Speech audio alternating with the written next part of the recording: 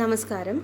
ഇന്ന് നമ്മൾ PSC bulletin March 1 edition അതിനകത്ത് പൊതുവിജ്ഞാനം എന്ന ഭാഗത്ത് വന്നിരിക്കുന്ന കുറച്ച് നോട്ട്സാണ് നോക്കുന്നത്. അതിൽ ഉപദ്വീപ് ഇന്ത്യയിലെ പടിഞ്ഞാറോട്ട് ഒഴുകുന്ന നദികൾ എന്ന ഭാഗമാണ് നമ്മളിന്ന് നോക്കാൻ പോകുന്നത്.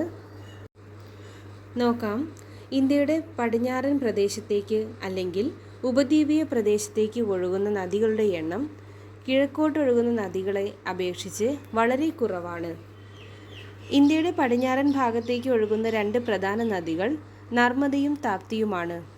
ഈ നദികളുടെ എടുത്തു പറയേണ്ട സവിശേഷത ഇവ താഴ്വരകൾ രൂപപ്പെടുത്തുന്നില്ല എന്നതാണ്.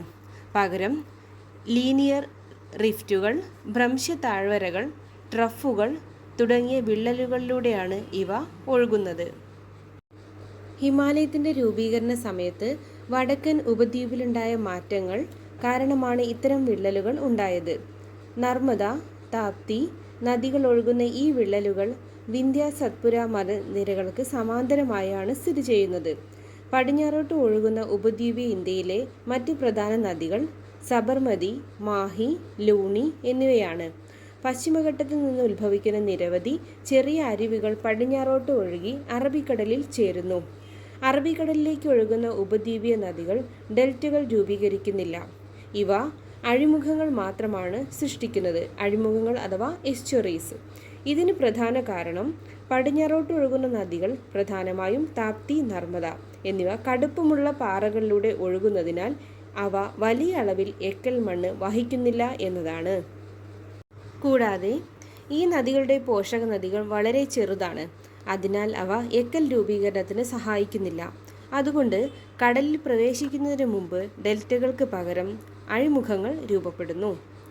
ഇനി അടുത്തത്, എന്താണ് അഴിമുഖം അല്ലെങ്കിൽ എന്താണ് എസ്റ്റുറീസ്? ശുദ്ധജലവും ഉപ്പുവെള്ളവും സംഗമിക്കുന്ന തീരപ്രദേശമാണ് അഴിമുഖം. ഉയർന്ന ഉൽപാദനക്ഷമതയുള്ള ഇവ മത്സ്യബന്ധനത്തിനും പക്ഷി സങ്കേതങ്ങൾക്കും പേരുകേട്ടതാണ്. വേലിയേറ്റങ്ങളാൽ സ്വാധീനിക്കപ്പെടുന്ന ഇവ കരയിൽ നിന്ന് കടലിലേക്കുള്ള മാറ്റത്തെ കുറിക്കുന്നു. ചുറ്റുമുള്ള ഭൂപ്രകൃതി കാരണം സമുദ്രത്തിലെ ക്ഷോഭങ്ങളിൽ നിന്ന് അഴിമുഖത്തെ സംരക്ഷിക്കപ്പെടുന്നു. ജൈവവസ്തുക്കളുടെ സാന്നിധ്യം അഴിമുഖങ്ങളെ മികച്ച ഉൽപാദനക്ഷമതയുള്ളതാക്കുന്നു. പ്രത്യേകതരം സസ്യങ്ങളും ജന്തുക്കളും ഇത്തരം സംരക്ഷിത ജലത്തിൽ വളരുന്നു. ടൂറിസം, ഫിഷറീസ്, വിനോദം എന്നിവയ്ക്ക് അഴിമുഖങ്ങൾ വാണിജ്യപരമായ മൂല്യം നൽകുന്നു. തുറമുഖങ്ങൾ പോലുള്ള ഇൻഫ്രാസ്ട്രക്ചറുകളെ ഇവ പിന്തുണയ്ക്കുന്നു. അഴിമുഖങ്ങളിലെ സസ്യങ്ങൾ മണ്ണൊലിപ്പ് തടയുകയും തീരപ്രദേശങ്ങളെ സ്ഥിരപ്പെടുത്തുകയും ചെയ്യുന്നു. പടിഞ്ഞാറോട്ട് ഒഴുകി അഴിമുഖങ്ങൾ സൃഷ്ടിക്കുന്ന വലിയ നദികൾ നർമ്മദ, പെരിയാർ, താപ്തി എന്നിവ മാത്രമാണ്. ഇനി നർമ്മദ നദിയുടെ സവിശേഷതകൾ കാണാം. ഉപദ്വീപീയ ഇന്ത്യയിലെ പടിഞ്ഞാറോട്ട് ഒഴുകുന്ന ഏറ്റവും വലിയ നദികളിലൊന്നാണിത്. ഒരു ഭ്രംശ താഴ്വരയിലൂടെ പടിഞ്ഞാറോട്ട് ഒഴുകുന്നു. ഭ്രംശ താഴ്വര അഥവാ റിഫ്റ്റ് വാലി വടക്ക് വിന്ധ്യ പർവ്വതനിരകൾക്കും തെക്ക് സത്പുര പർവ്വതനിരകൾക്കും കിഴക്ക് മൈക്കൽ നിരകൾക്കും പടിഞ്ഞാറ് അറബിക്കടലിനും ഇടയിലാണ് നർമ്മദ ഒഴുകുന്നത്. മധ്യപ്രദേശിലെ മൈക്കൽ നിരകളിലെ അമർകന്തക്ക് നിന്നാണ് ഉത്ഭവിക്കുന്നത്. ഇതിൻ്റെ ഉയരമാണ് ഏകദേശം 1057 മീറ്റർ ഉയരത്തിലാണ്. അടുത്തത്, നർമ്മദ നദീതടം മധ്യപ്രദേശ്, ഗുജറാത്ത്, മഹാരാഷ്ട്ര, ഛത്തീസ്ഗഡ് തുടങ്ങിയ സംസ്ഥാനങ്ങളിലായി ഏകദേശം 1,00,000 ചതുരശ്ര കിലോമീറ്ററിൽ വ്യാപിച്ചു കിടക്കുന്നു. അമർകന്തക് മുതൽ ഖാമ്പത്ത് ഉൾക്കടൽ വരെ ഈ നദിയുടെ ആകെ നീളം 1310 കിലോമീറ്റർ ആണ്. നർമ്മദ നദീതടത്തിലെ ഒരേയൊരു പ്രധാന നഗരകേന്ദ്രം ജബൽപൂരാണ്. ജബൽപൂർ മേഖലയിൽ നദി കുത്തനെ ഒഴുകി ദുവാൻധർ അല്ലെങ്കിൽ പുകമഞ്ഞ് വെള്ളച്ചാട്ടം സൃഷ്ടിക്കുന്നു. ഈ ഇടുക്ക് മാർബിൾ പാറകൾ നിറഞ്ഞതാണ്. അതിനാൽ ഇതിന് മാർബിൾ റോക്സ് എന്നറിയപ്പെടുന്നു.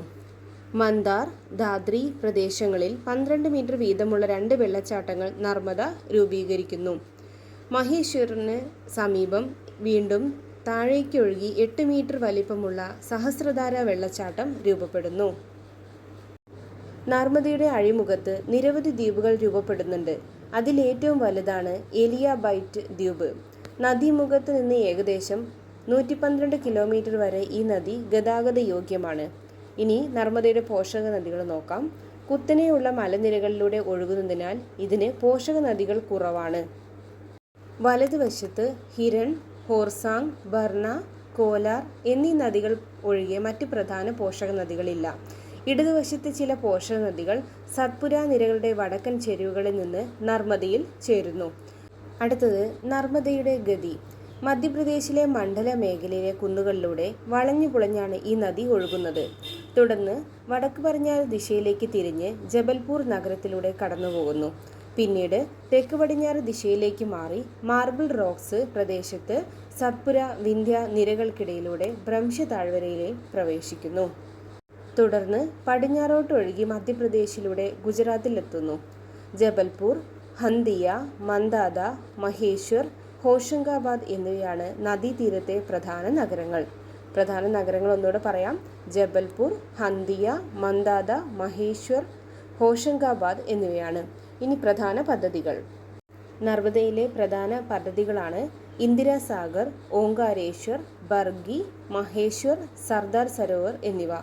ഏതൊക്കെയാണ്? ഇന്ദിരാ സാഗർ, ഓംകാരേശ്വർ, ബർഗി, മഹേശ്വർ, സർദാർ സരോവർ എന്നിവയാണ്. സർദാർ സരോവർ അണക്കെട്ട് ഗുജറാത്തിലെ സോൻഗഡിന് സമീപം സ്ഥിതി ചെയ്യുന്നു. വലിപ്പത്തിൽ ലോകത്തിലെ രണ്ടാമത്തെ വലിയ അണക്കെട്ടാണിത്. 1961 ജവഹർലാൽ നെഹ്റു തറക്കല്ലിട്ടെങ്കിലും 2017 ഉദ്ഘാടനം ചെയ്തത്. അടുത്തതാണ് ഇന്ദിരാ സാഗർ അണക്കെട്ട്. മധ്യപ്രദേശിലെ ഖണ്ഡുവ ജില്ലയിൽ സ്ഥിതി ചെയ്യുന്ന മൾട്ടി പർപ്പസ് ഡാമാണിത്. അടുത്തൊരു അണക്കെട്ടാണ് ബർഗി അണക്കെട്ട്. നർമ്മദയിൽ നിർമ്മിച്ച ആദ്യകാല അണക്കെട്ടുകളിലൊന്നാണ്. മധ്യപ്രദേശിലെ ജബൽപൂർ ജില്ലയിൽ സ്ഥിതി ചെയ്യുന്നു. അടുത്തത് തവ അണക്കെട്ട്. നർമ്മദയുടെ പോഷക നദിയായ തവ നദിയിൽ മധ്യപ്രദേശിലെ ഹോഷംഗാബാദ് ജില്ലയിൽ നിർമ്മിച്ചിരിക്കുന്നതാണ് തവ അണക്കെട്ട്. നർമ്മദയുടെ പോഷക നദിയായ തവ നദിയിലാണ് തവ അണക്കെട്ട് സ്ഥിതി ചെയ്യുന്നത്. ഇനി അടുത്തത് മാൻ അണക്കെട്ട്. ധാർ ജില്ലയിൽ മാൻ നദിക്ക് കുറുകെ നിർമ്മിച്ചിരിക്കുന്നു. ജോബറ്റ് അണക്കെട്ട് അലിരാജ്പൂർ ജില്ലയിൽ ഹത്നി നദിക്ക് കുറുകെ നിർമ്മിച്ചിരിക്കുന്നു. അപ്പോൾ ഇത്രയേ ഉള്ളൂ ഇന്നത്തെ ക്ലാസ്. ഉപദ്വീപീയ ഇന്ത്യയിലെ പടിഞ്ഞാറോട്ട് ഒഴുകുന്ന നദിയായ നർമ്മദയെക്കുറിച്ച് ഒരു ചെറിയ നോട്ടാണ് നമ്മളിന്ന് ചർച്ച ചെയ്തത്. അപ്പോൾ എല്ലാവരും കാണുക, സപ്പോർട്ട് ചെയ്യുക, സബ്സ്ക്രൈബ് ചെയ്യുക. Thank you for watching.